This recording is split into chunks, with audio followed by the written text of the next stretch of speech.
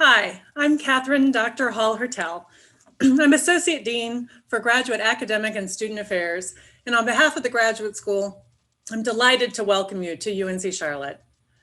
You're beginning your graduate studies at a challenging time. We're all having to revise our expectations. After all, obtaining a graduate degree is not an easy endeavor. Less than 10% of the population earns a master's degree, and far fewer go on to earn a doctorate. If it were easy, everyone would do it. So I applaud your resilience and dedication to your education. Colleges are known for the quality of their undergraduate teaching, but universities, especially research universities, are known for the quality of their research and their graduate students. Excuse me. Graduate students really drive research. So I want to affirm that you are such an important part of this community, and we're so delighted to have you with us. UNC Charlotte is a relatively young university. It became a college in 1949, serving many returning veterans of war. Now, over time, the mission of the institution expanded. In 1963, we became a four-year institution, and in 1969, we offered our first graduate program. In 1992, in 1992, we launched our first doctoral degree program. We now offer 24 doctoral degree programs, 64 master's degrees, and a slew of graduate certificates. So you really do reflect the growth and evolution of our university. Now, we provide this orientation because we want to set you up for success. So I'm going to begin with some opening remarks, and then we're going to move to our Center for Graduate Life team. We'll have a panel of current students, and they will answer your questions. So throughout my conversation with you today, please feel free to drop your questions in the chat. You can do that at any time. Your program and your college will have programs and services that will support you. But if you think of the graduate school like a big umbrella that covers all the graduate programs, you can see how we're well positioned to offer centralized support in areas like writing and teaching and leadership. And we'll talk more about those programs, but I want to highlight some important policies and resources for you, because those are things that you might not hear from other folks. Let me start with deadlines. Deadlines matter, and I bet you're not surprised to hear that. In graduate school, courses have time limits, so it's important that you make continual progress toward your degree. Now, UNC Charlotte has deadlines for just about everything: adding and dropping a class, applying to graduate, even deadlines for requesting refunds. So it's really important that you review the academic calendar each semester. Now, you can get to that and much more through our student portal. You might want to write this down. It's my.uncc.edu. And in the portal, you're going to find all kinds of things like access to Banner self-service, which takes you to registration, grades, and your unofficial transcript. Sorry, there's a question in the chat about audio. I'm sure Natasha can address that. Also in that portal, you'll find things like DegreeWorks. DegreeWorks is your degree planning tool. It tells you what requirements you've met, what you still need, so it's an important tool to understand. You'll find the academic petition tool, as well as the graduate catalog. Now, the catalog has all the policies that govern your degree program. It's not a very exciting read, but I think it's worth a few minutes of your time to scan it, just so you know what's there when you need it. Now, all of you completed an undergraduate degree to get here, so you're certainly going to draw on that experience. But you should know that graduate education is different in several ways. First, it's more focused and very intentional compared to an undergraduate degree, which tends to be more exploratory by design. In graduate school, you need to be an autonomous learner to be successful. We have high expectations for graduate students. So for example, the grading scale in graduate school is A, B, C, and U. There's no D in graduate school. In fact, C grades are not considered satisfactory. You're expected to earn A's and B's. And there are penalties for too many C grades, and even one grade of a U, unsatisfactory, can get you suspended. So I tell you that so you'll be prepared to work harder in graduate school in order to get the grades you really need. It isn't enough just to go to class and do the assignments. You're being asked to do a higher level of analysis and synthesis. And unlike undergraduates, grad students will not have the option of the pass or no credit grading this semester. Now, because you also have an undergrad degree, you're expected to understand the importance of things like academic integrity. UNC Charlotte has an academic integrity policy that covers cheating, plagiarism, and all sorts of academic dishonesty. So you can find the whole policy under the Office of Legal Affairs. It's policy number 407. So I urge you to take a look at the policy because you are expected to understand it. Now, that's some of the rules, but it's important to remember that graduate school is a huge opportunity. It's an opportunity for you to pursue your passion, to do important research and contribute to a field of knowledge. As graduate students, you're going to be our leaders. And we want you to be prepared when you get out there. So take advantage of these opportunities and things like professional development. Make sure to make time for those. Now, there are aspects of graduate school that are inherently autonomous and even solitary at times. And that may be even more true this year due to social distancing. Now, you'll learn to become an expert in your particular area, which is exciting and rewarding, but it's important to build a network of support along the way. In many cases, you will need a faculty mentor to help you through your research. And some of you may find that a more advanced student is a great mentor as well. So these are people who can help clarify expectations, challenge you when you need it, and help you navigate the milestones ahead.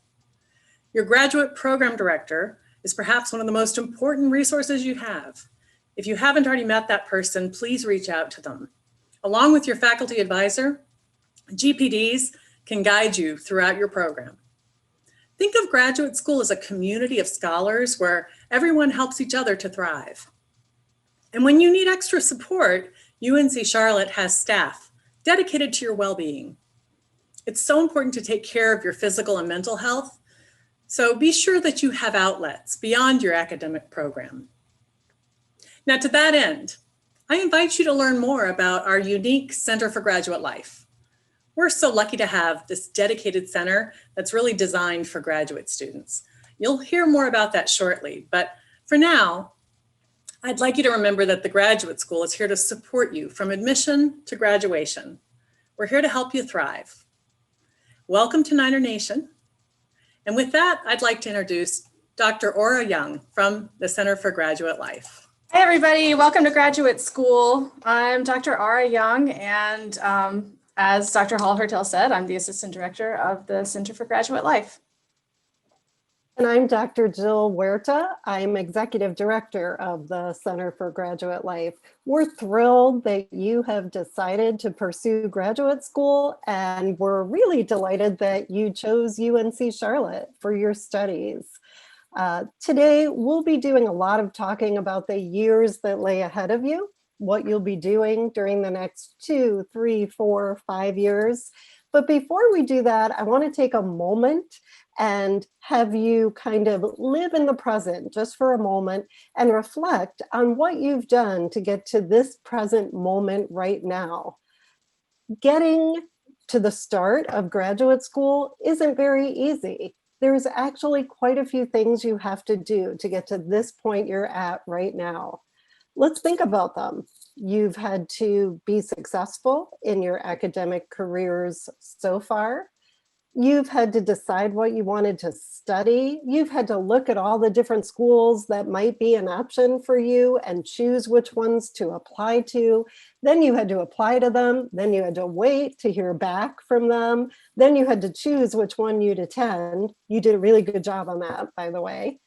Then, once you knew where you were going to attend, you had to figure out, how will I fund my studies? How will I work my schedule? For those of you who are working full-time while you're attending graduate school, how will I adjust my life to make that all work? Those of you who are parents had to figure out childcare options. And many of you moved from outside of the city, the state, the country, all the way across the globe to attend classes here. And you had to figure out how to settle somewhere new and how to get used to a new institution, how to enroll, how to register for classes. And some of that you're still figuring out. I hope from all of our pre-semester communications, the one thing that you have figured out is that you can ask us any questions you have at the Center for Graduate Life. And you can take a look at the onboarding site that we've sent you the link to lots of times, because it has most of the information you need. But anyway, take this moment and congratulate yourself for figuring all of that out, for getting all of that done. As Dr. Hall-Hertel pointed out, only about 10% of the population attends graduate school and receives a graduate degree, and you've made it into that 10%. So I hope that'll give you some confidence moving forward that you can continue to figure things out. So that's part one of my message. Part two is that since graduate school is a pretty big investment of time, of money, of effort, I want to encourage you to make the most of it. So you came here to get really deep academic knowledge of your discipline, and that's great. I think you should get the most out of your classes and work hard. But I also want to let you know that to optimize your grad school experience and to optimize your outcome, you need to do more than that. You need to think of this as a chance to transform yourself. You should leave grad school feeling more confident, more skilled, and more prepared to do the things you want to do afterwards. And that's where the Center for Graduate Life comes in. That's where we come in.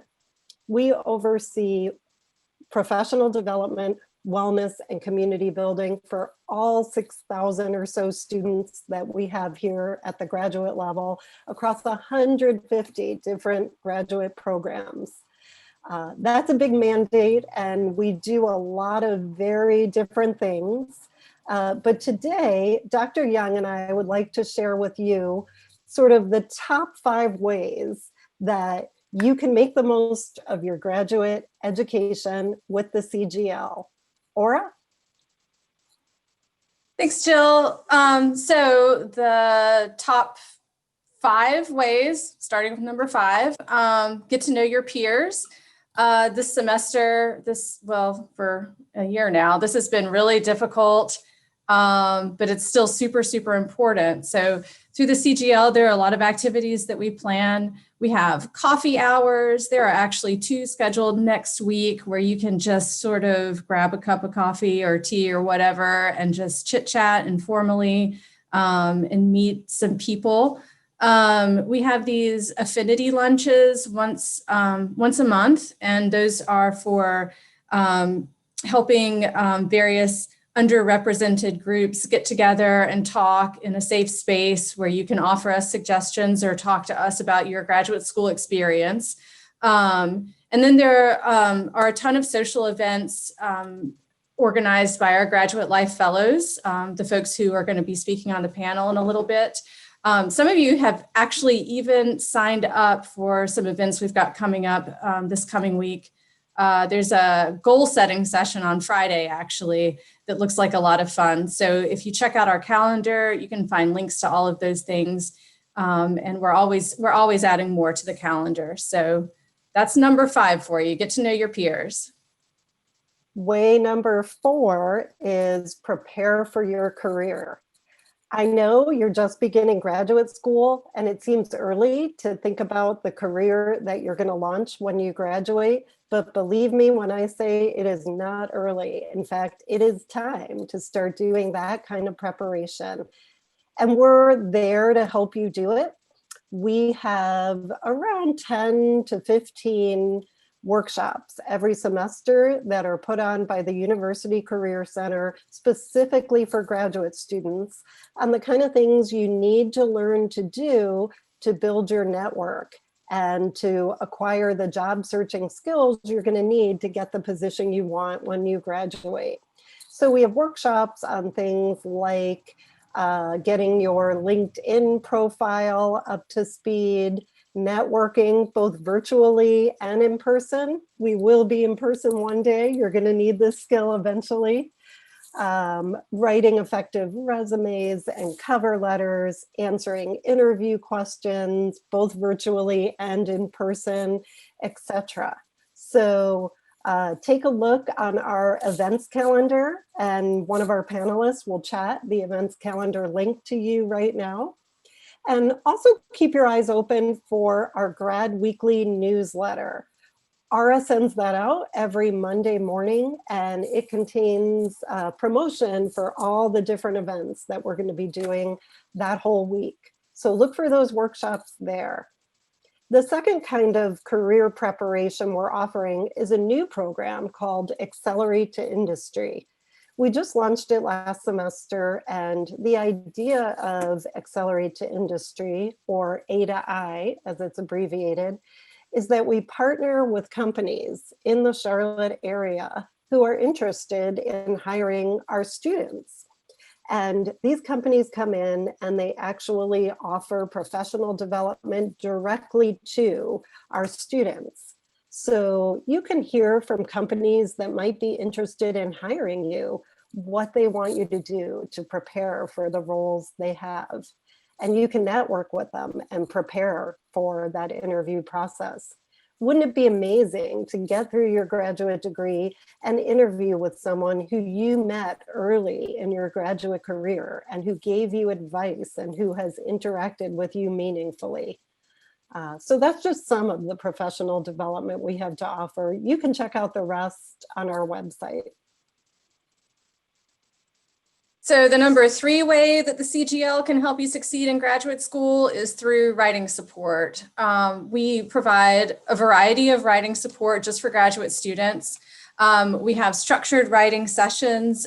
We have one called Night Write every Monday at 6 p.m. Oh, here's my cat again. Every Monday at 6 p.m. And we have one called Weekend Write every Saturday morning. No, sorry, every other Saturday morning throughout the spring semester. We also have dissertation and thesis formatting support, which is provided by me. I do workshops every couple of weeks all year long. So if you're writing a dissertation or a thesis, you can join into a workshop and learn all of the requirements and all of the submission requirements and things like that.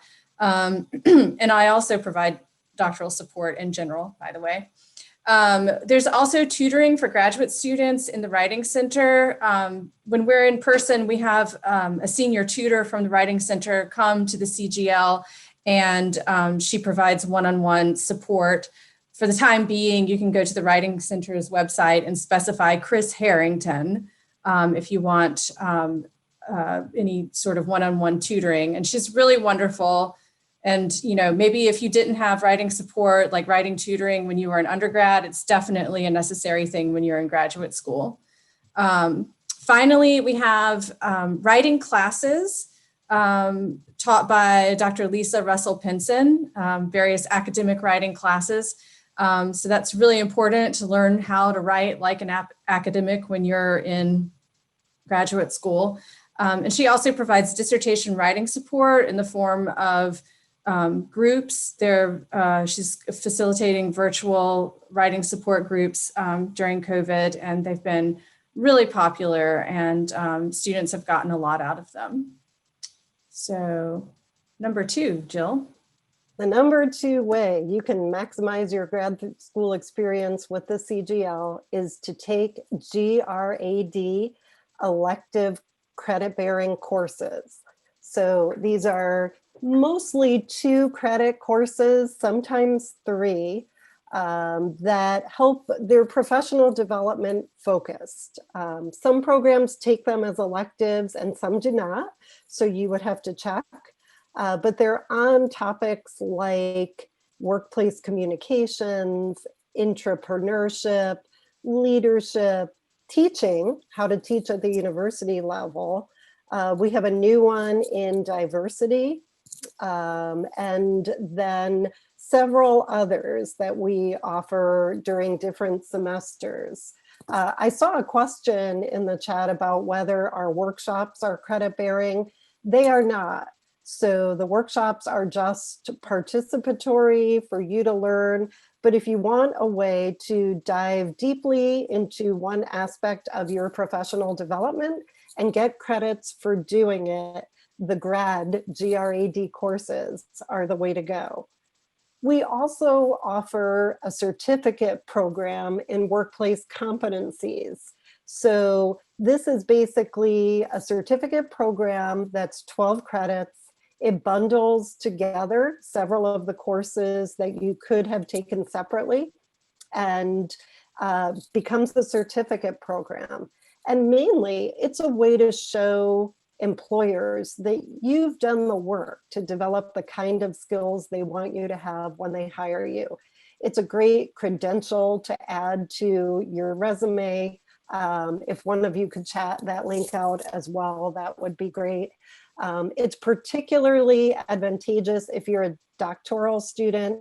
If you have funding for a certain number of credits, you can very often add these courses in without going over your funding package and pick up a whole other degree while you're here. So it's a great way to optimize your grad education. Back to you, Aura. So the number one way that the CGL can help you succeed is through wellness activities. We have every week guided meditations with our GA Arna, and those are really popular. They're just short 15-minute meditations she's been doing for months now. We also share resources from UREC, the University Recreation Center, and the Counseling and Psychological Services. We also team up with Counseling and Psychological Services to provide various programming. So check our calendar so you can find those in future.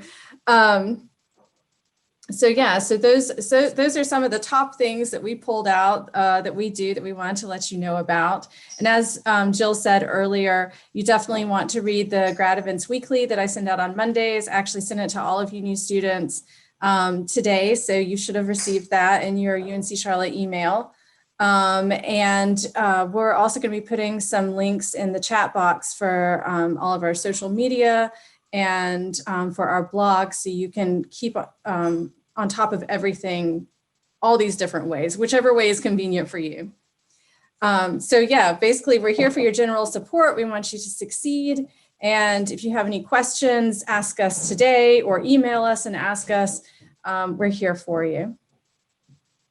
So I think it's time to turn to our panelists, and we're going to start the Q&A part of the orientation. I guess I should see everybody's cameras coming on here in a sec. So what I'm going to do is all of our panelists are going to introduce themselves. They're all Graduate Life Fellows who have a fellowship here with the CGL. They help promote all of our activities, and they organize activities as well. And they let us know what you guys need. So it's good to keep in touch with them. They're always available if you want to reach out through email and chat. So let's see. I see everybody now. Let's see. It was Shreya. Would you like to introduce yourself first? Sure. Hey, everybody. Welcome to UNCC, and I'm very happy to introduce myself. I am Shreya Goyal, and I'm originally from India, and I'm a doctoral student in the Department of Biology, and I'm happy to answer any questions that you have. Thanks, Shreya. Next, I have Dylan. Hey everyone, my name is Dylan Turner. I'm a second-year master's student in the Ethics and Applied Philosophy program here at UNC Charlotte, which is housed in the College of Liberal Arts and Sciences. And I'm super excited to talk to you all today and answer some questions. Thanks, Dylan. Monica? Hi, everyone. I'm Monica Rasmussen. I am a second-year PhD student in the Infrastructure and Environmental Systems program. It's an interdisciplinary program that's in the College of Engineering, but I am a geologist. I'm also a non-traditional student, so I took about 10 years between my undergraduate degree and coming back to graduate school, and during that time I was working and traveling and things like that. So if there's anyone else who is returning to grad school a little bit later in life, if you want to talk to someone about it, then you can shoot me an email. Devante? All right. So hello and welcome to Niner Nation, everyone. My name is Devante Parker, and I'm a second-year master's student in the Educational Leadership Program here at UNC Charlotte. If you have any questions, I look forward to answering them today, and good luck, everybody. Shannon, want to go next? Hi, my name is Shannon McGevna. I am a second-year master's student in the Communication Studies program, and I have been at UNC Charlotte since all the way back in undergrad. So I feel like I know UNC Charlotte pretty well, so I'm happy to help y'all in any capacity. Farida? Hi, everyone. I'm Farida Yada. I'm a second-year PhD student in health services research here at UNC Charlotte, and I'm also an international student from Burkina Faso, West Africa. So if you international students have questions regarding that, feel free to reach out to me, everybody else too. And like Shannon, I've been here for quite a while, not since undergrad though, but I did do my master's here at UNCC. So I feel like I know UNCC pretty well too. So welcome and Happy New Year. And lastly, we have Alex Suptila. And I forgot to mention that we would have Alex here. He's the president of GPSG. If you want to explain what that is, Alex. Hey, everybody. Yeah, so I'm the president of the Graduate and Professional Student Government, essentially the president of the graduate student body, if you want to look at it that way. I'm a fourth-year biology PhD student. And yeah, I'm looking forward to answering any questions that you might have about both UNC Charlotte, and if there's anything about the governing body, then feel free to ask about that as well.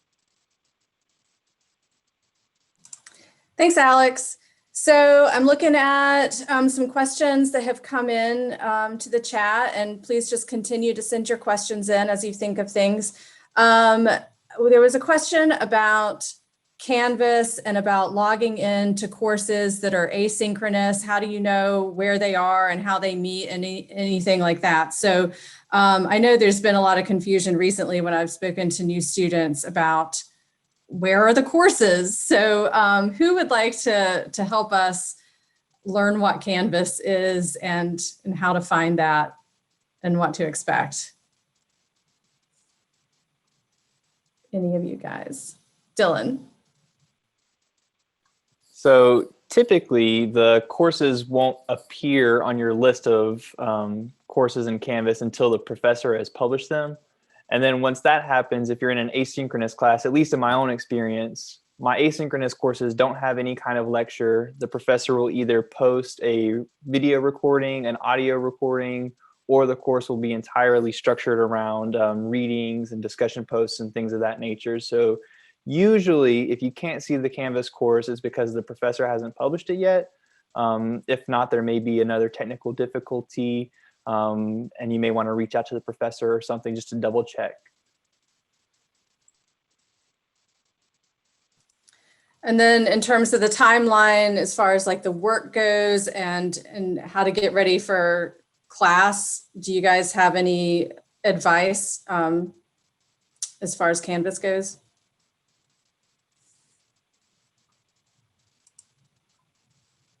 Monica. I know that by default, Canvas will send you emails when anything happens. So I like to navigate to my course and to different assignments when they've been graded or something. I go through my email because it brings me to the right place within Canvas. So when you're still learning how to use it, that's a good way to just jump to the right place. Otherwise, if you go to your calendar in Canvas, then there should be things like Zoom links in the calendar, and you can go to your class meeting through that. So if it changes throughout the week, or you don't know whether you're having class because it might be a holiday or something like that, then just go to your Canvas calendar. Yeah, good to know. If you've never used Canvas before, maybe you just are unfamiliar with what it is, it's an online learning environment, and that's where you're gonna find your syllabi. You're gonna be able to interact with your classmates. A lot of stuff is gonna be happening within Canvas for most classes. So definitely go to Canvas if you haven't been there yet. I put the link in chat, canvas.uncc.edu. So it is there for you. Okay, early on, we had a question about finding a mentor. How do you find a mentor? And also, do I have an academic advisor assigned to me automatically? And how do I get in touch with him or her? You should have an advisor assigned to you automatically. If you go to degreeworks.uncc.edu and put in your 800 number, then you will see your academic audit right there. And it will show all the classes that you need to take, all of your requirements, and it'll also show what your major is and who your advisor is and a bunch of other information. So you'll find your advisor's name right there, and then you can just email them. If you go into your Gmail and start typing their name, it'll auto-populate. So that's one way to get in touch with your advisor. So that's kind of simple. The mentor question, that's different, and it's very important in graduate school. Devontae, do you want to talk to us about mentors? I can tap in on the mentor piece just a little bit. So I don't have like one specific mentor. I was able to kind of like network and meet people within my program, such as like professors, faculty, and other students as well, because you're going to meet so many different people from so many different places. Even though it's virtual also, you're going to be connecting with different people that you might say like, hey, I might have an interest in that. I like what they're doing. I hear a lot about their professional work, and they're in the courses and stuff with me and stuff like that too, that you might want to reach out and connect with. I know this past semester, I've seen 2 professionals that are going in the same field as I am, which is higher education. And I was really impressed with them in my courses, and I reached out to them and had like those conversations with them and asked, could I like speak to them one-on-one about certain things, dealing with the field, as well as, you know, just reaching out and just talking to people and things like that too. That's kind of where that mentorship comes in, but also just different connections as far as like education, professional organizations, workshops and things like that too. That's kind of where I pull in some of that wisdom and some of that information from those individuals. And I look at it as like everybody's mentoring each other in a certain type of way, because you're able to connect and pull from each other. And that's kind of how like the graduate life is kind of like. Yeah, great answer, Devontae. Shannon, did you have something to add? I was going to say, really utilize faculty and staff within your program, because while they might not be a direct mentor to you right away, they might know of people who are aligned with, you know, your future goals. Also, one plus to being virtual or all of this is the ability to really crunch time. So instead of spending, you know, 30 minutes to an hour with somebody, virtually you can get that done in 10 to 15 minutes of just asking questions, of them being able to lead you in the right direction with, you know, research projects or potential job opportunities or internships over the summer. So I would definitely use being virtual in whatever capacity that you are to really hone in on finding mentors that you're able to sit down with, because that's a really big plus to being, you know, so virtual, is that you can connect with people, maybe not even at UNC Charlotte, but somebody may be able to connect you with somebody all the way in California that you never could before with all of this going on. Yeah, thank you. And that reminded me that on our YouTube channel, we do have a nice video that Monica organized about how to network at virtual conferences. So that's some helpful information we'll lead you to soon. Let me see. I had a question about COVID. Well, a few questions about vaccinations and that sort of thing. So we have a Niner Cares website that has all of the latest information about the university and COVID. Let me see. One thing that I wanted to mention to you all is that there's a flu attestation, a flu shot attestation that you have to complete. You should have information about that in your UNC Charlotte email. You should have received that, and you'll probably receive it every day. So that's one thing that you have to do. You have to promise that you had the flu shot. You're also going to receive an email every single day that asks you questions about your COVID symptoms or hopefully absence of COVID symptoms. So you definitely had to fill out that questionnaire every morning. It takes 3 seconds. Just do that, or your Niner credentials will be suspended until you start completing that form again. Let me see. As far as a COVID vaccine goes, I don't have the answer for that yet. Does anybody know if there's, I don't think there's plans for that to be required, but I'm not sure. And you should just check the Niner Cares website. Okay, let's see.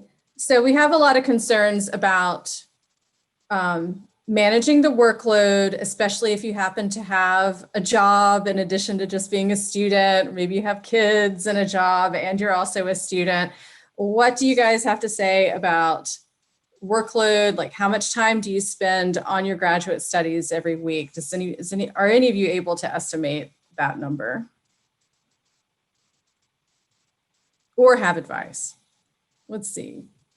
Alex, I think I saw your hand first.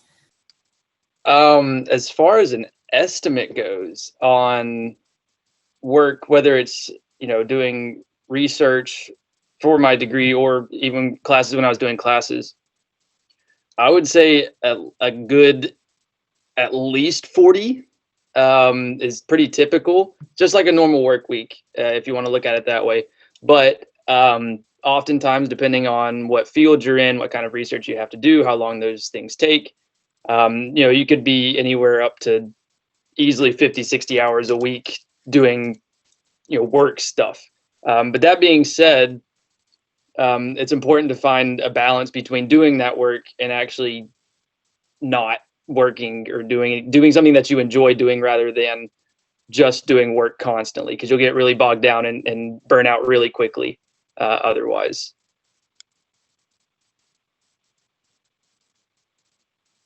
Monica?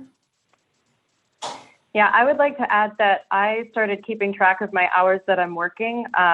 I did this a long time ago at my job because I just felt like I wasn't getting around to enough things, and I realized I was giving myself like 12 hours of work to do every day, which is crazy. So I started keeping track of the hours I'm actually being productive, not like sitting at my computer, but actually doing work. And if I do actual work for like 30 or 35 hours a week, I get so much done, because that means when I'm playing on my phone or if I'm commuting or I take lunch or something, that's not work. And what's nice about that is that 30 to 40 hours a week is something that you can manage around, and that allows me to still take a walk every day. I can get myself, 3 square meals. I'm getting my research done. I haven't gotten behind on anything. Last semester, I was done with a couple of my papers like a week before they were due. Like, if you keep yourself honest and you keep focused when you're actually sitting at your desk, you don't have to spend your entire life doing it. And I know as an undergrad, I was not as good at managing my time, and I felt like I was just working constantly. So the sooner you figure out when you're productive and how to be efficient, the more time you'll have available to take care of yourself and keep yourself sane. Good advice. Yeah. Figure out when you're productive and figure out how to work smarter instead of harder. Let's see. Shannon, your hand is up.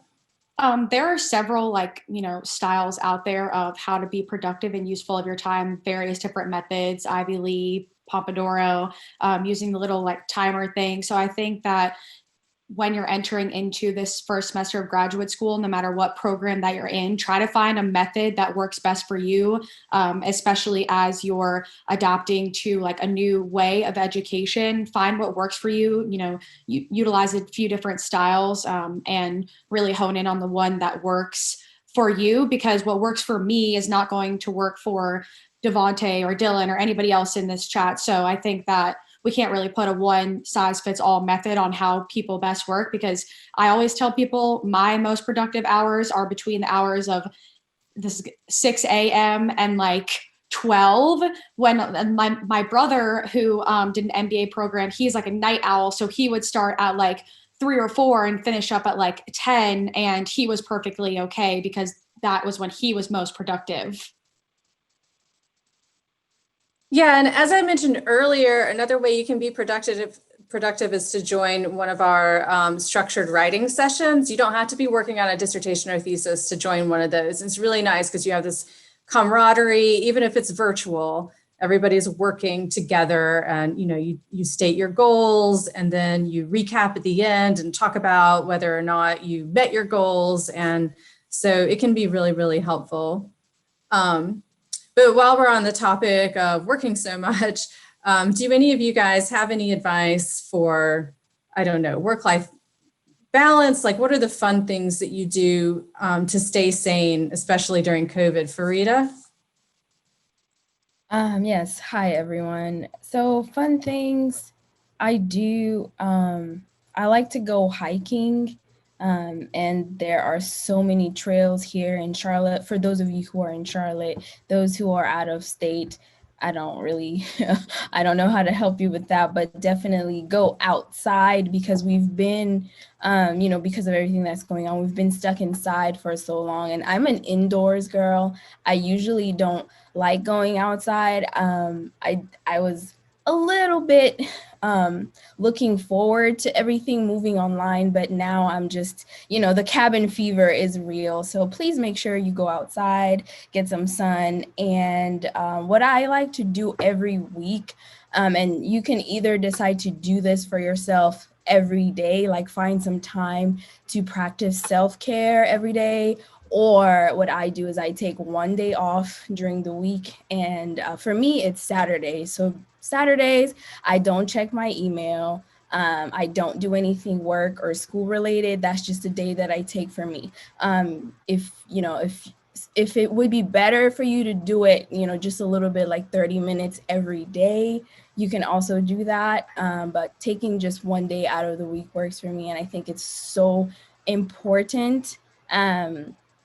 Because we tend to just, especially in grad school, we tend to just keep going and going and going, and we forget that, sometimes you really need to take a break. And if you don't do everything right now, this second, it's still gonna be okay. You're gonna be fine. So please remember to take breaks, take naps, eat, and work out if you can, So yeah, that's what I have to say. All solid advice. Shreya? Yeah, I totally agree what Frida said, that going outdoors definitely helps because we're so like stuck at home these days. So being out just for a walk makes you feel like so much better. So that's what I've been doing as well. And just as she mentioned that there's so many nice trails here, nice parks, you could be outdoors and social distance, but yet like refuel yourself. And it's also important to have those off days from work, even though sometimes like graduate school feels so overwhelming. You need to take a break and you need to say, okay, I need to take this for myself, take naps, sleep or cook or do whatever you like, just not school related. So those breaks are super important and they'll go a long way. Yeah, that's all I wanted to say. Yeah, it's important to recharge. You should not at all feel guilty when it's time to recharge. I have a couple questions here about, for people who have been out of academia for a while, returning to grad school after a period away, how do you prepare yourself for that? But I think, even brand new graduate students could probably benefit from some advice of that sort. So I know, Monica, you've probably got advice since you're a non-traditional student. Yeah, I think for me, treating graduate school exactly like a job has made me view it differently than a lot of other people. I see UNCC as an organization as opposed to like an academic place, because that's just kind of where my mindset is. So if I run into any sort of roadblock, then I just call the right person and make it work, because that's sort of what you do in a job. So I think you can use some of those skills to your advantage. But I also think that one of the challenges is that the time scale of what you're working on is very different from it was in undergrad or in a lot of jobs. So if you're in a PhD program, you might be working on research for like 4 or 5 years. That's just one topic. And it's really hard to know whether you're on track. So I check in with my advisor a lot and just say, I'm feeling really overwhelmed. Am I doing okay? And she'll tell me whether I need to refocus or if I'm right on track. That also helps me make sure that I'm like doing enough reading. You'll be assigned a lot of reading in your classes as compared to undergrad. but you also should be doing some of your research for what you're actually studying. So you may take a class and have some papers to read, but I try and read for my dissertation at least once, at some point throughout the day. I try and work on reading some papers, taking notes, keeping it all organized, and just slowly moving it forward. So I think for me, the biggest difference between undergraduate degrees or a job and graduate school is how long you're working on one thing and just keeping yourself sort of slow and steady working towards that goal. Yeah, that's good advice for a lot of people. If you're in a doctoral program, you want to start thinking about your dissertation early on, and ideally whatever work you can do that can possibly feed into that dissertation, like that's what you want to happen. So that's one piece of advice I would emphasize. And also, I know I've said this before to people, but you have to learn how to read like a graduate student. You have to learn how to skim your articles, because you're never going to do all the reading if you read like you were reading your favorite novel. It's not possible. So so bear that in mind. Let's see. Is there a group me or something similar for grad students to communicate together and share advice? I think there are a few of these. What do you guys think? Devante? So I know for myself, depending on how your cohort is, they might put together a group chat as far as to discuss like things such as homework, upcoming assignments, just to answer any general questions and things like that. And that's been super effective amongst myself and my cohort members. We need to ask a question. We need to drop something in there really quick. Everybody's super responsive. I know like sometimes, they build connections throughout that group chat and things like that too. And they might hang out here and there and things like that too, and just be able to build those connections. And so when we come in class and things like that, I think people are always so shocked is like, how is their cohort so close and things like that too? But we keep up our communication through the group chat. And actually, last year we were all first years, so somebody in our group just decided to take the initiative and start the group chat. So if you want to be that person, you can, but you might have somebody in your course that might do that also. And when we talk about cohort, we mean like the group of students who are all coming in the same year, the same time. So all of the other first year students in your program are your particular cohort. Yeah, and Slack channels as well. A lot of folks are working on Slack and communicating through Slack, but a lot of people need to find what actually works for them. Like not everybody likes Slack, not everybody likes GroupMe. So, you got to find something. We just keep getting more questions about what parks and trails we recommend in Charlotte. Or I would say maybe even in around the Charlotte area. Do you guys have any personal favorites you want to throw out there? Dylan? I was a pretty faithful walker on the Toby Creek Greenway. It's right on campus, or it kind of runs through campus, and it gives you a nice connection to the Mallard Creek Greenway. So Mallard Creek kind of runs one way and Toby Creek kind of runs perpendicular to it. So if you're on campus at any point during the semester, or if you live near campus, you can hop on there. It's like 2.5 miles long, I think, and it's real pretty, real nice, especially whenever all the leaves and flowers and plants are kind of starting to come back to life. Farida? Hi, yes. So Crowder's Mountain and South Mountain Park are great if you are looking for a little bit of a challenge. But the University Greenway is also amazing if you live in the area and you just want, just to walk for a little bit or for a long bit, or if you want to go on a bike ride. I just love walking.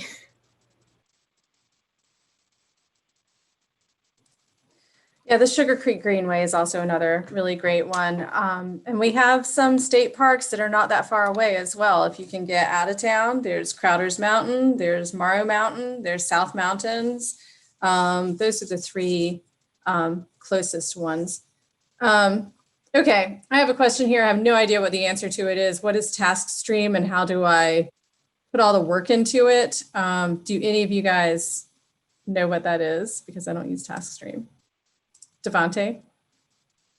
So basically what TaskStream is, they use it as a portfolio, and it might be different depending on the program type. And basically things like that too, is like to keep a record of your work throughout the time that you're in the program. So your program directors might have you do like certain assignments outside of class to put inside of that portfolio. But also ultimately it's a culmination of your work, different surveys from courses, and a culmination of things that you'll need prior to graduate. And so we use TaskStream to kind of track all of those things and make sure we're on track as far as graduating is concerned, but also to get the requirements done for the program. Thanks, Devontae. There are a number of questions that keep popping up about student IDs and how do you get the student ID. We put a link in the onboarding site for how to get your student ID.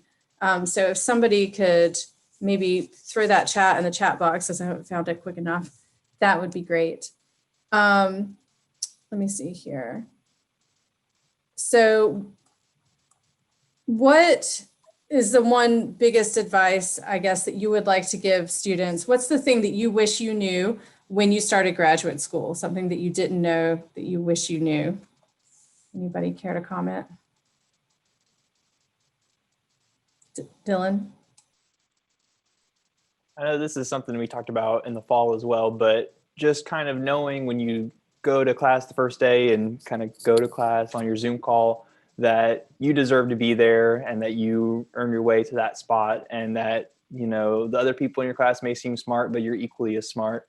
I know that was something for me, and I know some of us have also echoed that. Like when you're in class the first day, first semester, it's kind of like, oh my gosh, all these people are crazy smart, but you know, you also earn your spot to be there. So just kind of like reaffirm that to yourself that, okay, I'm ready, I'm here, and you know, I'm going to do this.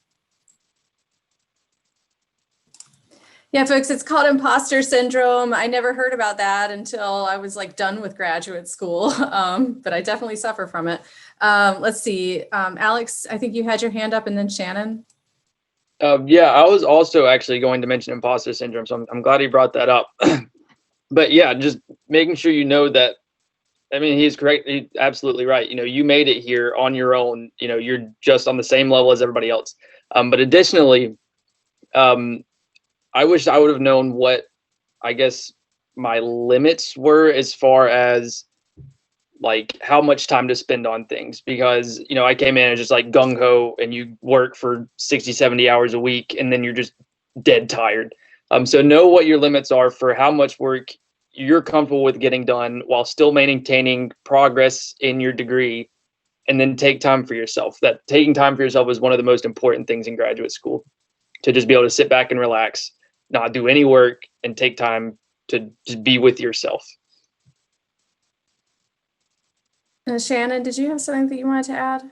Yeah, I would say two things. I really liked Monica's advice on treating grad school like a job, because I feel like that helps you see the long-term play in the entire thing whenever you might be feeling burnt out, realizing that, you know, there is a common goal in mind, which is to graduate, you know, to defend your capstone, to write your thesis, your dissertation, whatever it might be, but also setting those boundaries around, you know, times and when not to be productive, but also to realize to give yourself grace, especially in this period of time that we're in, and learn how to be your own advocate. I don't think I realized how accommodating, specifically in my case, professors would be, and that they are humans too. They're not just like robots who just, you know, mark up your papers. If you go to them with, you know, concerns that you may have or things that you might be going through, you would be amazed at, number one, learning all the things that they've been through in their academic career as well. You know, they were in the same position as us, you know, not too long ago, or, you know, forever ago, but they did at one point go through the same thing in some capacity as you are. So definitely realizing when to advocate for yourself. Monica, go ahead. I wanted to add, very similar to what everyone's saying, that, you know, you don't have to work 100 hours a week, and you don't have to be the best, and you don't have to be perfect. Just like doing your work and trying really hard will get you very far. And if something is seeming difficult, the entire university is here to serve you. So remember, you're not like a lowly student at the university. It's a huge community. And of course, the Center for Graduate Life is very much a resource. All of us are resources, but there's also your department, your advisor, every other department, all of our advisors, everybody is a resource to you. And one thing that I did learn early on in grad school, but you guys might not get access to this because of this weird remote learning environment, is that the library has excellent resources. So there are subject matter librarians that can help direct you to how to do your research. You can set up appointments with them and they'll help you figure out like what journals should I even be looking at. You can also go to workshops to learn how to use different software. There's a lot of free software if you're a student. So I learned how to use EndNote. I know that they can teach you how to use all different types of formatting and coding software and all things like that. So you have an abundance of resources available to you. And if you're struggling with something, you can reach out to one of us and we can get you to the right person to help you get over that.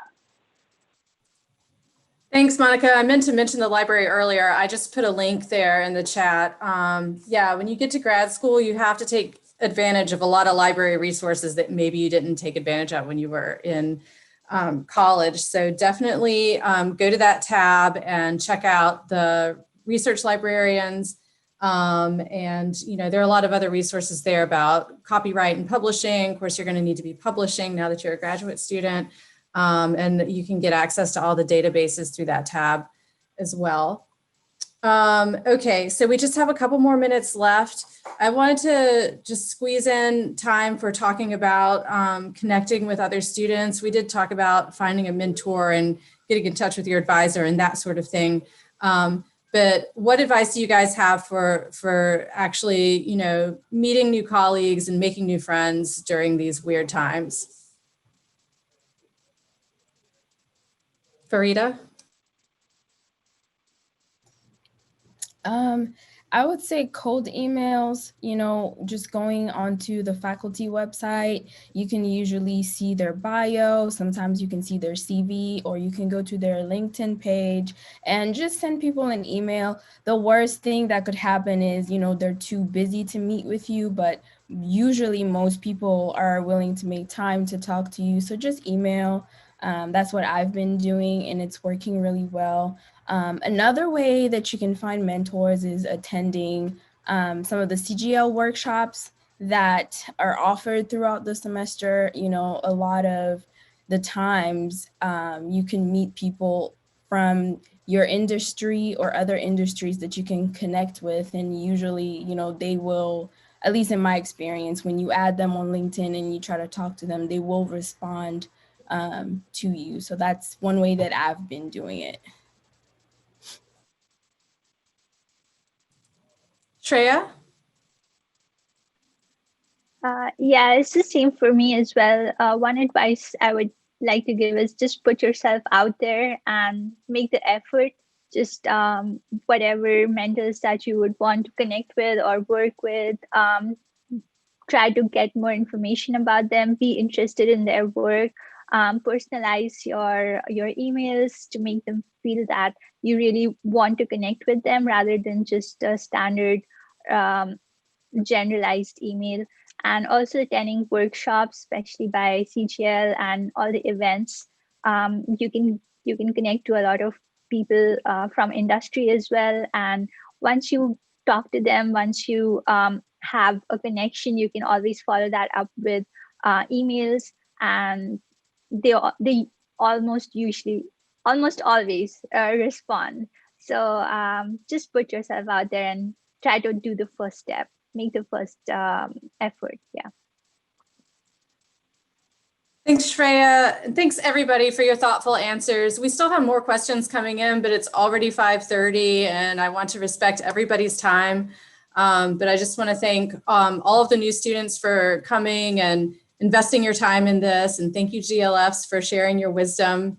And thanks also to Jill and Dr. Katherine Hall-Hertel and our GA, Katherine. So if you have any questions, just shoot us an email or, drop by the GradLife site. It's gradlife.uncc.edu.